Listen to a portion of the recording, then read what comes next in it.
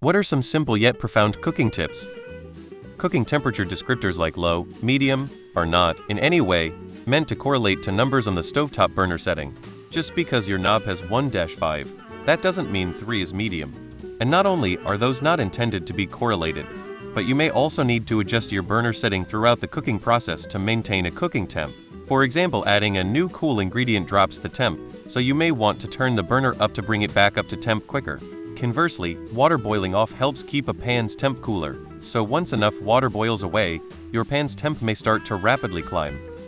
Don't shake open spice containers on top of a steaming pot or pan. The condensed steam will create a moist environment that will make your spices clamp and go bad faster. Try to time your steps so that you can do the dishes while stuff is cooking. You can always add. You can never take away. Keep your knives sharp, and always respect them.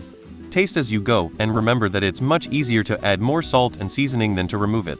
Sometimes you need to deviate from the recipe. It sounds super simple, but so many beginner cooks get hung up on what the recipe says and frustrated when theirs doesn't turn out. Depending on your stove, cookware, etc., you sometimes have to mess around with things. If you taste it and the recipe said you've added enough salt but you think it's not enough, add that salt. Don't throw water on an oil grease fire. Generously salt your pasta water and don't rinse it after straining. Just season your food properly. Like seriously, salt is magic. Oh, and always taste as you go. You don't want to end up with a disaster. Salt in oatmeal, vodka in pie crust, vinegar or lemon splash in every dish before it goes to table. More salt. Corn flour on potatoes for crisp. More salt. When cooking beef, try the meat as best as possible. Add to hot pan. Slowly cooking beef releases a lot of moisture, which doesn't allow browning flavor to happen. Use a tea kettle to get water to boil faster than your stovetop. When baking, if you can smell it, it's probably done. Tell this to all my kids and they rarely burn anything in the oven. Don't let anyone knock you for using onion garlic powder.